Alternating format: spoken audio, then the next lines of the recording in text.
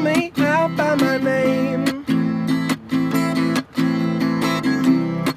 Would you let me know I'm on time? Howdy folks, this is Dan Gross for the Rochester Indie Musician Spotlight and Three Heads Brewing. Today I'm standing. It's usually sitting, but this is my first ever standing interview, and it is very exciting, and I couldn't have shared it with a better guy, James Searl from Giant Panda Guerilla Dub Squad. We are, of course, in the scenic location because this building right behind us is pretty important to what James does, and we're going to talk about that a little bit, and we're going to talk about his life, Giant Panda, and then his upcoming residency. So, James, thank you so much for your time today, man. Pleasure to be here. Thank you for doing what you do. Thank you. Let's start off nice and easy. Are you a Rochester native? I am. Born and raised Strong Memorial Hospital in 1982, in the month of August 6th, in fact. Do you have the time? 2:10 p.m. I was not expecting an answer. I was August 15th, 1993 at 7:02 a.m. Strong Hospital? No, St. Paul, Minnesota. Oh, wow. But okay. then we moved here. I lived there for 1 year of my life. So why don't Prince kid. So why don't you tell us a little bit about how you got started in music? You know, we were just talking about the low end. My sister played piano all the time, and I would lie down under the piano. And I really liked listening to kind of the overtones that would happen, and I would fall asleep under there. And then I would get up and bang out on all the low notes and hold the sustain pedal. Beyond that, my other sister sang and acted in plays, and I kind of tagged along. So I did a lot of singing when I was a kid. And then when I was 11, I think I didn't really like sports, but I loved hanging out with my friends. And a couple people had drum sets and guitars, and I realized that that was my going bowling, like hanging out on Saturday, writing tunes with my buddies, and it continues to this day. Oh, that's really cool. Yeah. So you obviously had an affinity for the low end. When did you pick up the bass guitar? I picked up the bass guitar when I was about 12 as a result of hanging out with said friends. Many were very talented and already played guitar, and I was playing guitar with like an octave pedal. Whoa. Playing the bass lines. And then I just realized, oh, I'm a bass player. I'm feeling this one note at a time thing, not so much this 6 strings at a time. So, yeah. Fewer strings the better. Jock only needed 4 strings. Yeah, I mean, he got a lot done. He'd got a lot done. So what are some of the things that you were listening to then when you first started playing music and learning about the instrument and all this stuff? What were some things you were listening to then that you would consider influences now? Yeah, I was definitely listening to Nirvana, a lot of Nirvana and Pearl Jam. You know, I was like 10, 11, 12, it was the early 90s. But also listening to hip hop, you know, like Tribe Called Quest and, you know, I mean, Cypress Hill was really big. But when I was 11, older friend of the family got me Bob Marley Legend for my birthday in August. He handed it to me and he said, "This is gonna change your life," and he was totally kidding, and then it definitely did. So I was listening to reggae via Bob Marley all the time while going through many other different phases of music. Yeah. And I've definitely found that there is a kind of morsel in the middle where they all connect, and it's nice to have an understanding of your musical autobiography, and I feel like I kind of do have that. So how did that translate into the formation of Giant Panda? Very seamlessly. You know, Matt and Chris O'Brien were both exceptionally creative young guys, and we were hanging out together. Matt especially, you know, he's a great drummer. And my other friend, Matt McHugh, they had drum sets. It was pretty much about who had the drum set, was motivated and had parents that were willing to let them experiment, you know? So that's very important. We were hanging out in their houses and writing original songs, and I think that there was also older bands above us. Jeff Ching was in a band called The Verge. He was my neighbor, and there was a band called The Chips. There was a band called Gerber out of East High School. They were playing hardcore music. Met all these different people that kind of were in original bands writing songs. So we all did that thing. Played band night, which was a big thing at Brighton High School. They had a band night for the high schoolers where original bands could go, and they would hire a great sound system, and it was like a big rock show with lights and smoke. And in 7th grade, we were the first middle school band to play that. That is badass. Concert, and we continued to play it. It was like the highlight of our year, every year. So you went to Brighton. I went to Pittsburgh Sutherland. Yeah. Oh, excellent. Look at that. We were sort of rivals and sort of neighbors, right? Yeah, sort of. I wasn't a rival of anybody, but. No, you're a lover, not a fighter. I played in a band with a guy from Pittsburgh Sutherland, and met a guy named Joe Harmon through that, who still is a part of the music scene here. Yeah. And there was just, that was kind of the social scene for me, was Yeah. playing music. And then went to college in Ithaca, New York, Yeah. Ithaca College, because there was a really great local music scene there. Mm-hmm. Kept being exposed to reggae, kept understanding what reggae was and what reggae wasn't, and decided after seeing John Brown's Body Yeah. that reggae was a possibility for us to make. And if we were gonna pick a style of music to deliver what we felt to be very important communications, it should be done through reggae. It's it's like the pop music of the world in a lot of ways. So, Yeah. and two things happened in 2001 when I was 19, I guess. I was in college. I was coming back to Rochester to play with Matt and Chris a lot of the time and to play with a lot of other people. And our friend's father died. And then our best friend killed himself. And then 9/11 happened. And at the time when you're 19 years old, I think you're thinking, what is important to me? What do I want my life to be surrounded by? And how do we want to go and try to make things different given the tools that we have? And our friends really believed in us at the time. That was kind of the antenna that would always bring us all together, and it brought us to all of the best places and introduced us to the best people. Dylan Savage, for example, worked behind our middle school, and we'd known him forever, and he was always in reggae bands and independent bands in Rochester. So we were sort of always watching what he was doing and his group of people. And around that time, we decided we needed to get serious, form a reggae band, write songs that talked about, that kind of crystallized our friendships and made the little moments that we had that seemed like nothing at the time mean everything in the end. So that was the beginnings of what turned into Giant Panda, and the story has continued to be very interesting and kind of, out of our hands most of the time. Yeah. And it's taken on its life of in its the own. breeze. Yeah, Yeah. it's in the breeze of the world. It's changing with the world, and it's been a very fortunate experience to be able to travel with and learn about life that way. So, I mean, how does that make you feel? I mean, that must be an amazing thing. I mean, everyone wants to make a band with their friends and do it, and you have done it, and you continue to do it, and you will do it. I mean, how does that make you feel? That's got to be sort of crazy to think about. It makes me feel, a lot of the time, it makes me feel indebted, like to the universe. I'm kind of wondering, this is a very unique and rare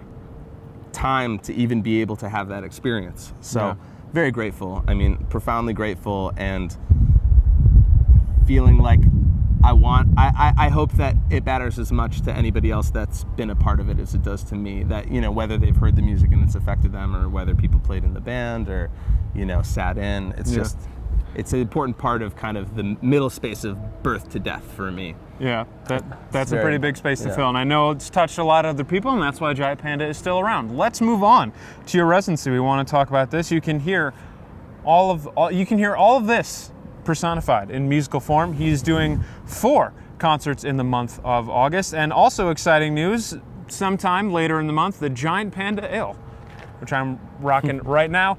It will be re-released, so you can enjoy the Giant Panda beer with the Giant Panda guys. So let's go to the first week, August 2nd. For Dave, tell us about it. Yeah, so I kind of wanted to, the month of August for me is about ghosts, and that is what music is about to me very much. I think, not like spooky movie ghosts, but there's so much collective consciousness wrapped up in music and in musical experiences that every week is kind of going to touch on a theme of what music has been connected to for so long, which is celebrating ancestors, celebrating the entertainment spirits, celebrating the people that have continued to innovate these styles to where we get today. And the first week is called For Dave because it's kind of a memorial and a celebration of our friend David Burness. David Burness passed away a couple years ago. Last year actually. He had a big influence on Giant Panda as we traveled to Jamaica. And the first person that we saw when we got out of the car door was Dave, who's from Rochester and knew Dylan.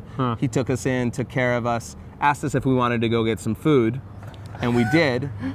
And we took a van ride. We had absolutely not $1 in our pocket. It was believe it or not, we went to a foreign country, like 10 of us or something, figuring that we were gonna get taken care of by this people that were giving us gigs, but you got to have at least a couple bucks. We had zero. Dave brought us to this place where they fed us, and there was this country and western music being played. We thought it must have been the greatest collection of records that they had in this little kind of yard restaurant in Jamaica.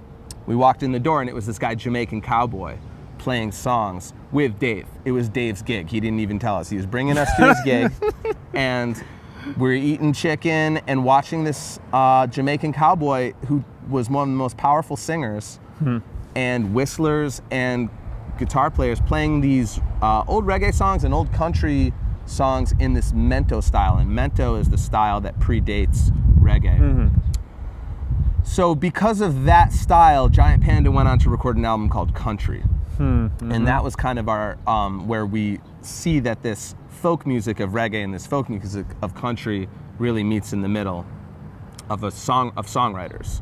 Yeah. So August 2nd is about celebrating that music. We had a recording of Giant Panda, would go to this place, Selena's, every weekend, and for the 3 weeks that we were down there, and play with Jamaican Cowboy. He was nice enough to let us sit in on his gig.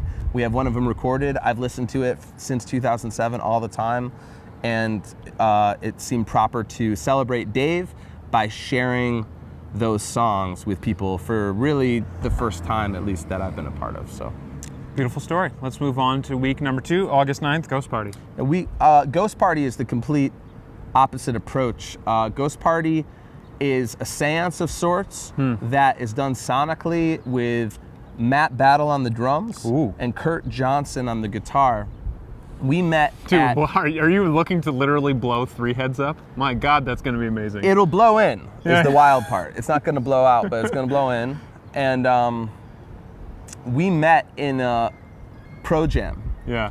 And I had it in my head without saying it. I really want to be able to play with Matt on drums, who I had never met before, and this guy Kurt on guitar. The jams didn't happen at the same time. I just knew that I wanted to play with both of those gentlemen, and that manifested without me even having to ask. We all kind of got in touch with each other, and it's completely improv the whole time, but there's a special chemistry that goes on, and I do believe that we're using the old musical tradition of trying to feel the spirits in the room, you know?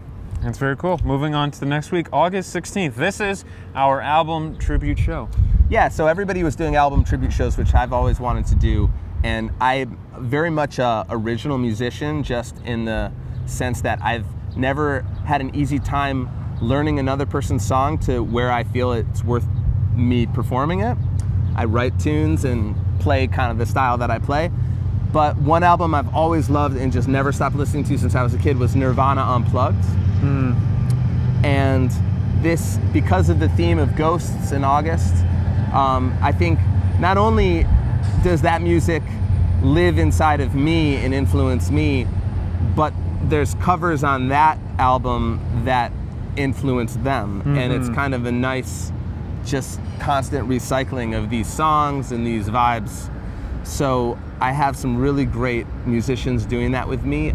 Emily Monaco, who sings with Anaman, or plays and writes and sings with Anaman, is gonna sing and play with me. Aaron Lipp is gonna be a part of it. Cami and Haro is gonna be a part of it. We have our friend Gabe Schiffler on the cello. Wow, and, bring him all the way from the West Coast. And I believe that Chris O'Brien is gonna be playing the drums. So we're getting that together. It's not a tribute in the sense of we're gonna play it note for note and feeling for feeling, where they're gonna be interpretations of these songs. So yeah, really excited about that. And the last week, World Power, Ghost Nation. Yeah, the last week is World Power, and World Power is kind of when I bring certain musicians together to play certain songs. And I'm hoping to have some very special guests, one coming from Virginia and one coming from South Bend via Malawi. But I still have yet to make sure that those guys can make it. And if they can't make it, then there's other people here, and we're gonna play these songs. And the Ghost Nation is kind of, these songs are gonna be ghost songs later. You know, these are future ghosts that are making these. So thank you so much for talking about the residency. And we got one more thing. I know this was a bit of a tease because we didn't mention it at the open. This is not typically where we film these things. You find some house someplace or Jeff's garage or wherever, but we got in touch and you said, I want to do this here. Why don't you tell us about the place we're standing right now? Well, I like this area really I've always liked coming down to this part of Rochester. It's kind of the very center of the city with the water and the buildings.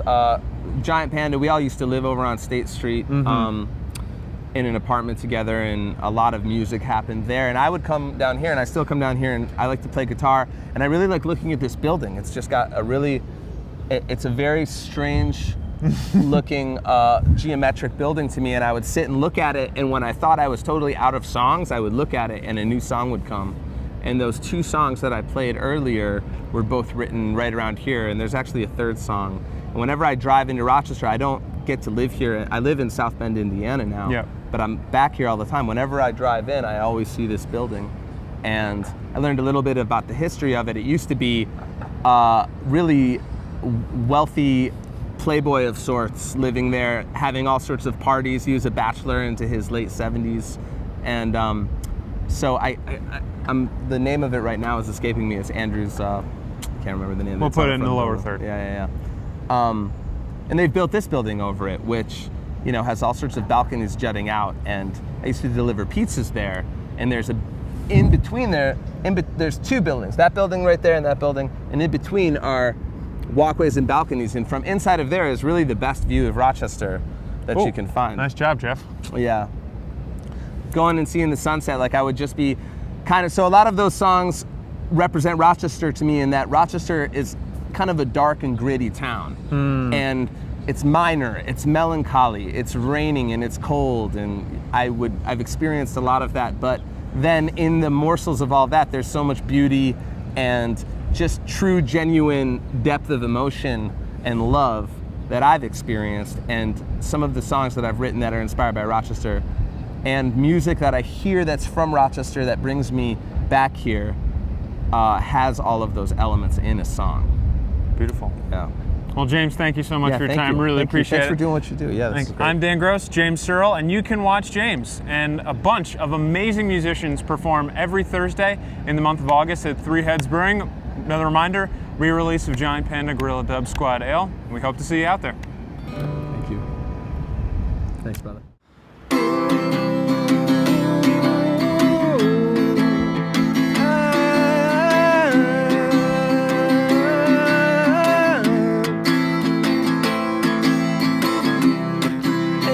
Call me out by my name.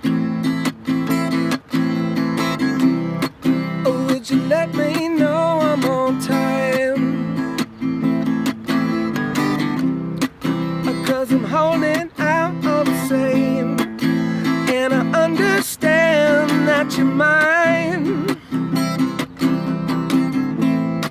And I keep on time for the moonshine.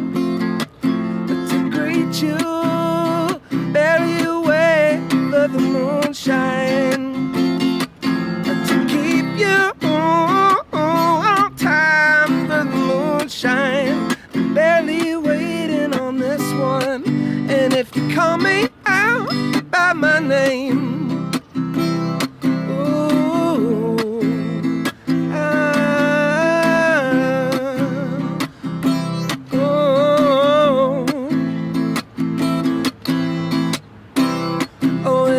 call me out by my name. Oh, would you let me know that you're mine? Yeah, 'cause I'm crying out all the same, and I understand that you're mine. Oh, and I keep on time for the moonshine. You barely away for the moonshine. Oh, to keep you on time for the moonshine. Barely waiting on this one, and if you call me out by my name. This is the part that's about that building behind me.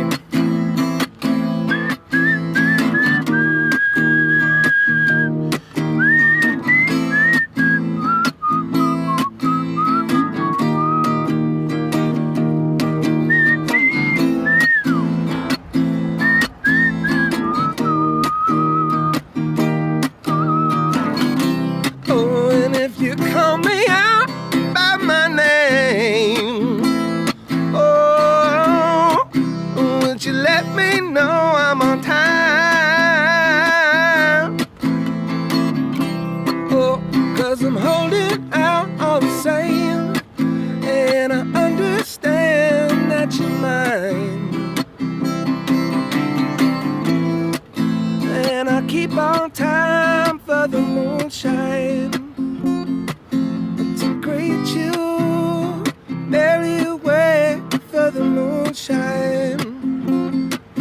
To keep you on time for the moonshine. I'm barely waiting on this one. If you call me out by my name.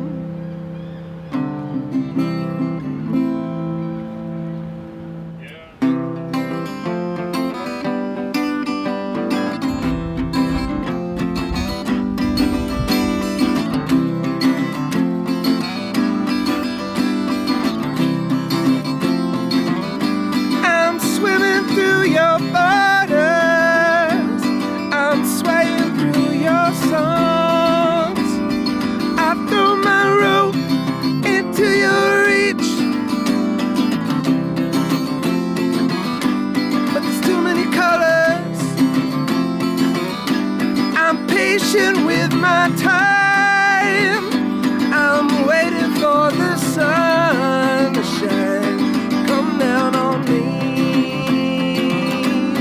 Waiting for the sun to shine, come down on me.